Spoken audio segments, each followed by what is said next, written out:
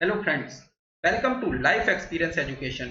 मैं हूं प्रवीण कुमार शर्मा और हम इस सीरीज में इंडियन पॉलिटी को स्टार्टिंग से एंडिंग तक क्वेश्चंस के थ्रू कंप्लीट करते चल रहे हैं। और ये है हमारा पार्ट 10 और इसमें हम जो टॉपिक कवर अप करेंगे वो है fundamental rights and the union executive. और आप सभी क्वेश्चंस को साथ साथ सॉल्व करते चलें और लेक्चर के लास्ट में कमेंट सेक्शन में जरूर बताएं कि आपने कितने क्वेश्चन सही किए हैं।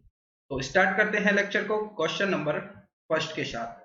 पंचायती raj system in India is laid down under, यानी कि भारत में पंचायती राज व्यवस्था किसके तहत रखी गई है। अब ये जो हमारा पंचायती राज सिस्टम है यानी कि पंचायती राज जो व्यवस्था है ये आता है directive principle of state policy के अंतर्गत, यानी कि राज्य के जो नीति निर्देशक सिद्धांत हैं उनके अंतर्गत ये आता है। अब जो directive principle of state policy हैं ये आते हैं आर्टिकल 36 टू लेकर 51 के अंतर्गत, जो कि हम बात कर चुके हैं और ये लिए गए हैं आयरलैंड से और ये नॉन जस्टिसेबल राइट्स हैं। अब जो आर्टिकल 40 इसके अंतर्गत आता है इसमें कहा गया है पंचायत का गठन, यानी कि state shall organised village panchayat as units local self government. उसी के अंतर्गत हमारा जो 1957 में बलवंत राय मेहता कमेटी थी, यानी कि बलवंत राय मेहता एक समिति बनी थी। उन्होंने बताया कि जो पंचायती राज सिस्टम है वो 3 टायर सिस्टम होगा, जिसमें कि विलेज पंचायत, पंचायत समिति और जिला परिषद, यानी कि 3 स्तरीय सिस्टम होगा। उसी के तहत पंचायती राज का शुभारंभ स्वतंत्र भारत में 2 अक्टूबर 1959 को भारत के प्रथम प्रधानमंत्री जवाहरलाल नेहरू के द्वारा राजस्थान राज्य के नागौर जिला में स्टार्ट हुआ था। तो फर्स्ट हमारी पंचायत नागौर जिला में स्टार्ट हुई थी। उसके बाद और भी समितियां आई जैसे कि अशोक मेहता समिति 1977 में आई, पीबी के राय समिति 85 में और एलएम सिंघवी समिति 86 में आई। जो अशोक मेहता समिति थी उन्होंने बताया कि जो सिस्टम होगा वो 2 टायर सिस्टम होगा, यानी कि 2 स्तरीय सिस्टम होगा। इन्होंने ग्राम पंचायत को समाप्त करने की बात की थी। उसके बाद जो 11 अक्टूबर 1959 ईस्वी को पंडित नेहरू ने आंध्र प्रदेश राज्य में पंचायती राज्य का प्रारंभ किया था। ऐसे चलते चलते 73rd कॉन्स्टिट्यूशन अमेंडमेंट आया 1993 में और ये 73वां संविधान संशोधन था और इसके तहत इसके द्वारा संविधान के भाग 9 यानी कि पार्ट 9, जिसमें कि आर्टिकल 243 से लेकर 243 तक 16 आर्टिकल थे तथा उसको शेड्यूल 11 यानी कि अनुसूची 11 का उसमें प्रावधान था। तो ये जो आया था जो हमारी गवर्नमेंट थी नरसिम्हा राव जी के टाइम पर, उन्होंने टाइम पर ये ऐड हुआ था पार्ट 9 पंचायत, जिसमें कि 243 से लेकर 243 तक आर्टिकल थे, 16 आर्टिकल्स थे और इसको शेड्यूल 11th में जोड़ा गया और इसमें की 29 विषय से ये संबंधित था। उसके बाद इसमें क्या इंपॉर्टेंट फीचर्स थे वो भी हम जान लेते हैं। इसके द्वारा पंचायती राज के त्रिस्तरीय ढांचे का प्रावधान किया गया, जो कि बलवंत राय मेहता समिति के आधार पर था, जिसमें कि ग्राम पंचायत यानी कि विलेज पंचायत होगा, उसके बाद पंचायत समिति और थर्ड होगा जिला परिषद, यानी कि जो जिला स्तर पर होगा वो जिला परिषद होगा। इसके गठन की व्यवस्था की गई। फिर सेकंड पॉइंट इसमें है जो इंपॉर्टेंट फीचर्स है, उसमें पंचायती राज संस्था के प्रत्येक स्तर में 1/3 स्थानों पर महिलाओं के लिए आरक्षण की व्यवस्था की गई थी और इसका कार्यकाल 5 वर्ष निर्धारित किया गया था। पंचायत भंग होने पर 6 माह के अंदर इनका निर्वाचन होना था, यानी कि इलेक्शन होना था और राज्य की संचित निधि से इन संस्थाओं को अनुदान देने की व्यवस्था की गई थी। उसके बाद हमारा 74th कॉन्स्टिट्यूशनल अमेंडमेंट आता है। उसमें म्युनिसिपैलिटीज यानी कि जो संशोधन आया नगर पालिकाओं से संबंधित था और इसके द्वारा जो संविधान के 9th पार्ट का ए पार्ट आया, 9th ए पार्ट आया, जिसमें कि आर्टिकल 243 से 243 जी तक आर्टिकल्स थे और शेड्यूल 12 इसमें ऐड हुआ, जिसमें कि या 18 सब्जेक्ट्स थे, यानी कि 18 विषयों पर ये आधारित था। और उसमें क्या कहा गया, उसमें ये भाग 9th ए ऐड हुआ, जिसमें कि 243 से 243 तक आर्टिकल थे और 12वीं अनुसूची का प्रावधान इसमें दिया गया और नगर पालिकाओं को 12 अनुसूची में वर्णित कुल 18 विषय पर विधि बनाने की शक्ति प्रदान की गई। और इसकी मुख्य इंपॉर्टेंट यानी कि इंपॉर्टेंट फीचर्स जो थे, उसमें नगर पालिकाओं के महिलाओं के लिए 1/3 भाग स्थान आरक्षित है और नगर पालिकाओं में अनुसूचित जाति और जनजाति के लिए भी आरक्षण की व्यवस्था की गई थी। और साथ ही में नगरीय संस्थाओं का कार्यकाल 5 वर्ष का होगा और विघटन की स्थिति में 6 माह के अंदर उसका इलेक्शन होना चाहिए। तो ये इसके अंदर कहा गया था। तो सी इसका हो जाएगा राइट आंसर। जो हमारे पंचायत राज सिस्टम है इंडिया में, वो directive principle of state policy के तहत है, यानी कि राज्य के नीति निर्देशक सिद्धांत के तहत है। नेक्स्ट क्वेश्चन है, the directive principle of state policy is a check which is paid on banks convenience, who told it, यानी कि राज्य के नीति निर्देशक सिद्धांत एक जांच है और जिसका भुगतान बैंक की सुविधा पर किया जाता है, यह किसने कहा था? तो ये कहा था B.R. अम्बेडकर जी ने। तो ए इसका हो जाएगा राइट आंसर। नेक्स्ट क्वेश्चन है, by which amendment act the fundamental duties of citizens are included in Indian constitution, यानी कि भारतीय संविधान में नागरिकों के मौलिक कर्तव्य में कौन सा संविधान अधिनियम शामिल है? अब ये जो भारतीय संविधान में नागरिकों के मौलिक कर्तव्यों के बारे में कहा गया है, ये कहा गया है आर्टिकल 51A में, जो कि भाग 4A में आता है और आर्टिकल 51A के तहत रखा गया है। इसमें क्या हुआ है, सरदार स्वर्ण सिंह समिति थी, उनकी अनुशंसा पर संविधान के 42वें संशोधन यानी कि 42nd अमेंडमेंट 1976 में इसको ऐड किया गया था। मौलिक अधिकार यानी कि फंडामेंटल ड्यूटीज को ऐड किया गया था और इसे रसिया के संविधान से लिया गया था और उसमें कहा गया है जो प्रत्येक नागरिक के जो कर्तव्य हैं उनको इसमें बताया गया है। तो ये आया था 42nd अमेंडमेंट एक्ट में आया था। तो ये इसका हो जाएगा करेक्ट आंसर। नेक्स्ट क्वेश्चन है, the President of India enjoys emergency power of, यानी कि भारत के राष्ट्रपति को आपातकालीन शक्तियों का आनंद मिलता है। अब इस क्वेश्चन को डिस्कस करने के पहले हम थोड़ा जो प्रेसिडेंट है और हमारी यूनियन एग्जीक्यूटिव है यानी कि संघीय कार्यपालिका है उसके बारे में थोड़ा बात करेंगे। तो जो हमारी यूनियन एग्जीक्यूटिव है वो मिलकर बनता है president, vice president, council of minister और अटॉर्नी जनरल ऑफ इंडिया। और ये जो यूनियन एग्जीक्यूटिव है, एक प्रेसिडेंट होगा, एक प्राइम मिनिस्टर होगा। अब जो प्रेसिडेंट है उसको कहा गया हेड ऑफ द स्टेट और प्राइम मिनिस्टर को कहा गया हेड ऑफ द गवर्नमेंट।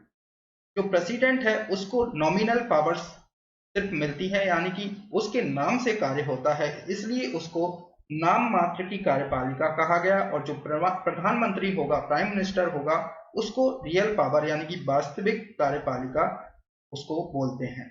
तो ये थे हमारे यूनियन एग्जीक्यूटिव। अब जो हमारा प्रधान राष्ट्रपति है वो आता है आर्टिकल 52 में राष्ट्रपति कहा गया है, यानी कि आर्टिकल 52 क्या बोलेगा, there shall be a president who shall be elected by an electoral college, यानी कि राष्ट्रपति के निर्वाचन मंडल यानी कि अनुच्छेद 54 में, आर्टिकल 54 में ये बात की गई है। इसमें राज्यसभा, लोकसभा और राज्यों की विधानसभाओं से निर्वाचित सदस्य रहते हैं और उनकी नवीनतम व्यवस्था के अनुसार पुडुचेरी विधानसभा और दिल्ली जो विधानसभा है उससे निर्वाचित सदस्य को भी सम्मिलित किया जाएगा इसके इलेक्शन में। तो ऑल इलेक्टेड एमपीस हो गए, ऑल इलेक्टेड एमएलएस हो गए, including MLAs of Delhi and Puducherry. और इसकी जो मेथड है उसको बोला जाएगा proposal representation system and single transferable vote, यानी कि राष्ट्रपति पद के उम्मीदवार जो रहेगा उन्हें कितनी भी बार वो सिलेक्ट हो, मतलब निर्वाचित हो सकता है और उसका निर्वाचन जो होगा समानुपातिक प्रतिनिधित्व प्रणाली यानी कि प्रोपोर्शनल रिप्रेजेंटेशन सिस्टम और एकल संक्रमणीय मत पद्धति के द्वारा होता है, जो कि आर्टिकल 55 में बताया गया है, यानी कि सिंगल ट्रांसफरेबल वोट। और इसको बोला जाता है इनडायरेक्ट इलेक्शन। और इनका जो टेन्योर होता है यानी कि कार्यकाल होता है वो होता है 5 वर्ष का। और उसके पहले राष्ट्रपति जो होगा निम्न दिशाओं में 5 वर्ष से पहले भी पद त्याग सकता है।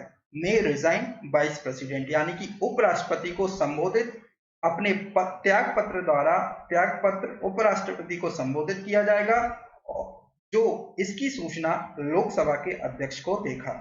और साथ ही में सेकंड इसका रीजन क्या होगा, महाभियोग यानी कि इम्पीचमेंट द्वारा भी इसको हटाया जा सकता है, या फिर डाइड इन ऑफिस यानी कि आकस्मिक जो भी घटनाएं होती हैं उनमें राष्ट्रपति के कृत्यों का निर्वहन हो सकता है, जो कि आर्टिकल 70 के तहत बताया गया है।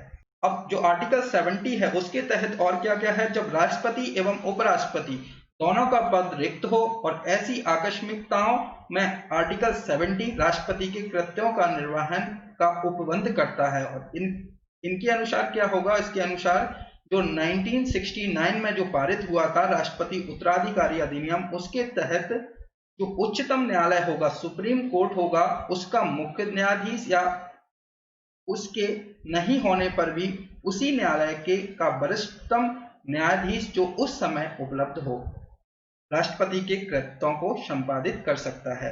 अब इसमें वेतन की बात की गई तो इनका जो वेतन होगा, इनकी सैलरी होगी 1.5 लाख रुपए होती है, और राष्ट्रपति का वेतन आयकर से मुक्त होगा।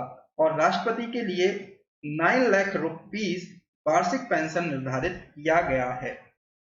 अब जो राष्ट्रपति का पद है उसकी योग्यता क्या है, यानी कि क्वालिफिकेशन क्या है। पहली बात तो भारत का नागरिक होना चाहिए, यानी कि इंडियन का सिटीजनशिप इसको होना चाहिए, और 30 वर्ष की आयु पूरी कर चुका हो, यानी कि एटलीस्ट 35 ईयर ऑफ एज होना चाहिए। साथ ही में लोकसभा का सदस्य निर्वाचित किए जाने योग्य हो, यानी कि eligible to become member of Lok Sabha. साथ ही में चुनाव के समय लाभ का पद धारण नहीं करता हो, यानी कि नो ऑफिस ऑफ प्रॉफिट। तो नो ऑफिस ऑफ प्रॉफिट भी इसके साथ होना चाहिए। ये है इसकी क्वालिफिकेशन। इनके इम्पीचमेंट की हमने महाभियोग की बात करी ली है। यदि ये राष्ट्रपति द्वारा संविधान के प्रावधानों यानी कि इंडियन कॉन्स्टिट्यूशन का उल्लंघन होता है तो तब इनका इम्पीचमेंट करा जा सकता है, और उसकी जो विधि है कोई भी संसद के जरिए इनका ये स्टार्ट करा जा सकता है, लोकसभा या राज्यसभा कहीं से भी ये इसको स्टार्ट किया जा सकता है। साथ ही में इनके पावर्स की बात करें, यानी कि इनकी शक्तियों का बात करें, तो जो ऑल एक्शंस ऑफ यूनियन, जो सारी एक्शंस हैं वो इनके ही नाम पर लिए जाते हैं, और इसलिए इन्हें supreme commander of arm force भी कहा जाता है, यानी कि जो सुप्रीम कमांड आर्म फोर्स के इनको कहा जाता है। साथ ही में ये बाउंडेड क्या रहेगा, address both the houses sitting together. ये 2 टाइम यानी कि 2 बार इसको एड्रेस करते हैं। फर्स्ट टाइम होता है first day of the first session, और सेकंड टाइम ये करते हैं after the constitution of new Lok Sabha. इनको नियुक्ति संबंधी अधिकार कौन कौन से हैं, तो जो भारत का प्रधानमंत्री होता है उनकी नियुक्ति करते हैं, यानी कि प्राइम मिनिस्टर की। प्रधानमंत्री की सलाह पर मंत्री परिषद के अन्य सदस्यों की भी नियुक्ति यही करते हैं राष्ट्रपति जी, और सर्वोच्च एवं उच्च न्यायालय के मुख्य न्यायाधीशों की भी यही नियुक्ति करते हैं। और भारत के नियंत्रक एवं महालेख परीक्षक, राज्यों के राज्यपाल, मुख्य चुनाव आयुक्त और अन्य चुनाव आयुक्त, साथ ही में भारत के महान्यायवादी, राज्यों के मध्य समन्वय के लिए अंतर राज्य परिषद के सदस्य, संघीय लोक सेवा आयोग के अध्यक्ष और अन्य सदस्यों का भी नियुक्ति ये करते हैं। संघीय क्षेत्रों के मुख्य आयुक्तों, वित्त आयोग के सदस्यों, भाषा के आयोग के सदस्यों, पिछड़ा वर्ग आयोग के सदस्यों और अल्पसंख्यक आयोग के सदस्यों की भी नियुक्ति करते हैं। साथ ही में भारत के जो राजदूत होते हैं तथा अन्य राजनयिकों, इनकी भी नियुक्ति यही करते हैं। तो इतने लोगों का नियुक्ति भारत के राष्ट्रपति द्वारा की जाती है। और साथ ही में आर्टिकल 352 से 360 के अंतर्गत मंत्रिपरिषद के परामर्श से राष्ट्रपति 3 प्रकार के आपात लागू कर सकता है। फर्स्ट जो है युद्ध या बाह्य आक्रमण या सशस्त्र विद्रोह के कारण लगाया गया आपात, जिसको कि आर्टिकल 352 में बताया गया है, नेशनल इमरजेंसी इसको कहा गया। सेकंड है राज्यों में संवैधानिक तंत्र के विफल होने से उत्पन्न आपात, जिसको आर्टिकल 356 में कहा गया, जिसको कि स्टेट इमरजेंसी या राष्ट्रपति शासन कहा गया। और थर्ड आपातकालीन है वित्तीय आपात, जिसको कि आर्टिकल 360 में कहा गया। तो ये तीनों शक्तियां इनको आपातकाल से रिलेटेड हैं। साथ ही में इनको क्षमादान की भी शक्ति है, पार्डनिंग पावर्स भी इनको दी गई हैं। सैनिक शक्ति भी है, राजनीतिक शक्ति भी है, जो दूसरे देशों के साथ कोई भी समझौता या संधि राष्ट्रपति के नाम से ही की जाती है। तो राष्ट्रपति विदेशों के लिए भारतीय राजदूत जो नियुक्त करता है एवं भारत में विदेशों के राजदूत जो नियुक्त होते हैं उनकी नियुक्ति का अनुमोदन भी राष्ट्रपति द्वारा करा जाता है। और साथ ही में भारत की प्रथम महिला राष्ट्रपति कौन बनी थी? ये बनी थी प्रतिभा देवी सिंह पाटिल। तो इतना कुछ भारत के राष्ट्रपति से रिलेटेड है। तो ये क्वेश्चन है, the President of India enjoys emergency power. तो ये 3 टाइप्स की हैं जो कि 352, 356 और 360 के तहत बताया गया है। नेशनल इमरजेंसी, स्टेट इमरजेंसी और फाइनेंशियल इमरजेंसी। नेक्स्ट क्वेश्चन है, in case the president wishes to resign, to whom is he to address his resignation letter। यानी कि यदि राष्ट्रपति इस्तीफा देना चाहे तो वह किससे अपने त्याग पत्र को संबोधित करेगा? तो हमने अभी बात की कि वाइस प्रेसिडेंट को अपना त्याग पत्र देंगे। तो सी इसका हो जाएगा right answer. Rashtrapati Bhavan was design by, यानी कि राष्ट्रपति भवन किसके द्वारा डिजाइन किया गया था? तो ये है एडविन ल्यूटियन, इनका नाम है। ये इंपॉर्टेंट क्वेश्चन है, कई बार पूछा गया है। नेक्स्ट क्वेश्चन है, to be eligible for election as president of India a person must have completed the age of. यानी कि भारत के राष्ट्रपति के चुनाव के लिए पात्र होने के लिए एक व्यक्ति की आयु पूरी कर ली हो। तो ये कितनी आयु होना चाहिए मिनिमम?